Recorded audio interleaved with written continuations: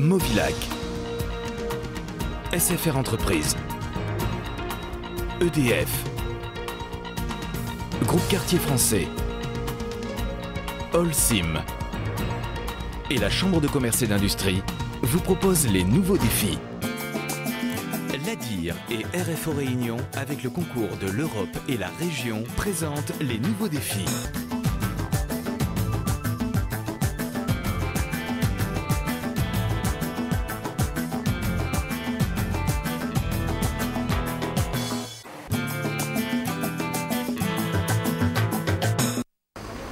Bon, il faut être très souple sur les commandes. Bon, c'est une première, donc on a encore 2 jours pour faire. Ça va y aller. Allez, suivant. Journée de cours pratiques au CIRFIM, le centre de formation industrielle du port. Aujourd'hui, 6 jeunes se perfectionnent afin de passer leur CACES, leur certificat d'aptitude pour conduite d'engin en sécurité. Cette formation s'adresse aux chauffeurs de poids lourds. Norbert, est-ce que tu peux nous expliquer ce que tu fais là? Une formation de CACES en grue auxiliaire. Alors, en gros, on t'explique comment manipuler cette grue, c'est ça? C'est quoi les étapes? Ouais, c'est en fait, on doit apprendre comment se servir de ça pour avoir plus de sécurité, pour ne pas avoir d'accident sur un chantier. Puis voilà. La formation se déroule sur 4 jours, 1 de cours théoriques et 3 de pratique. Ici, les chauffeurs apprennent à manier la grue en toute sécurité, à la fois pour eux, mais également pour les autres personnes qui pourraient se trouver près du camion. Ils doivent être capables de caler le poids lourd, de l'installer sur des vérins et de manier la grue. Dans le milieu du transport routier, la formation continue est indispensable, voire obligatoire. Elle est bénéfique à la fois pour l'employé et l'entreprise. Dans le domaine du transport, ça évolue beaucoup. Et ce qu'il faut, c'est pouvoir s'adapter déjà. Et au fil du temps, on a des nouvelles machines, donc il faut s'adapter. Et ça nécessite des formations Bien sûr, ça nécessite, c'est bon pour nous, c'est bon pour l'employeur, ça convient à tout le monde. Ce qui est de plus en plus important, c'est que la qualité globale des entreprises à La Réunion s'améliore avec la formation continue. Juste dans le domaine des transports, habituellement, seuls les transporteurs devaient faire former leurs employés. Aujourd'hui, cette réglementation a été élargie à toutes les entreprises qui possèdent des moyens de transport. Donc, les chauffeurs routiers de La Réunion sont des gens de plus en plus responsables, sont des gens de plus en plus qualifiés. C'est aussi le fruit d'une réglementation et d'un partenariat entre les organisations, encore une fois, et les pouvoirs publics et la Chambre dont nous essayons de participer.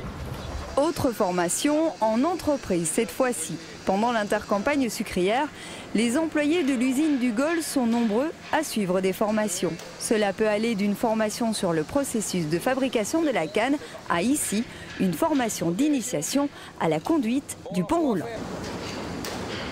Vous avez souvent des formations? Très souvent. Qu'est-ce que vous avez déjà eu comme formation? En fait, on a déjà fait incendie, cariste, chariot élévateur, et puis le pont roulant. On consacre un budget important à la formation et on dépasse même notre obligation légale. Vous avez pu voir, on a beaucoup de travaux en intercampagne, c'est pas la période où on chôme, et on a notamment des manipulations de charges lourdes à faire. Donc on a l'obligation de former notre personnel pour qu'il travaille bien sûr en toute sécurité. Qu'est-ce que ça apporte à l'entreprise de faire des formations? Ce que ça apporte de plus, c'est la compétence. On augmente la compétence de nos salariés. Et puis leur polyvalence également. Vous avez vu des jeunes de la chaudronnerie qui, leur métier c'est soudeur, mais ils vont aussi pouvoir faire de la manutention de charges lourdes. Au lieu d'avoir une équipe qui serait que spécialisée là-dessus. Du côté des artisans, la formation continue est également indispensable. Nous sommes dans l'entreprise de construction de Georges Boyer. Il construit des maisons depuis près de 10 années et a suivi plusieurs formations pour faire évoluer son entreprise. J'ai fait des formations pour études de devis, pour études de plan. Études de plan pour essayer de lire un plan. Depuis quand même l'année 1995. Et là maintenant je suis en formation AutoCAD.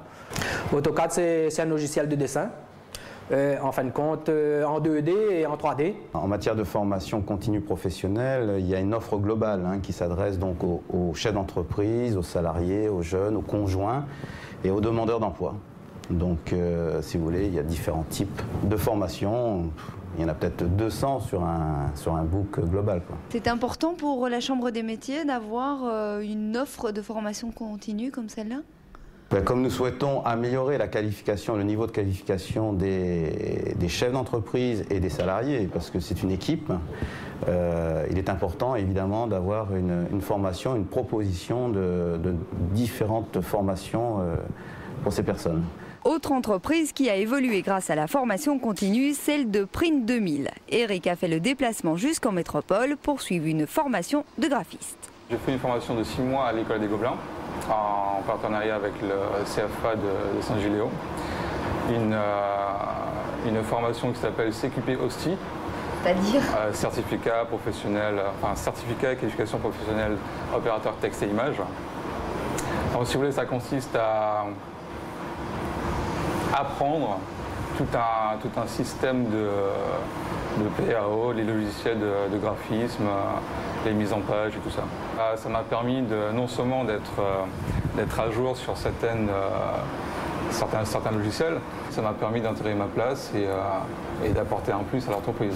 Certaines formations sont obligatoires, d'autres ne le sont pas. Mais la formation continue apporte un plus à tous, salariés comme chefs d'entreprise, une bonne façon d'évoluer et de rester au top.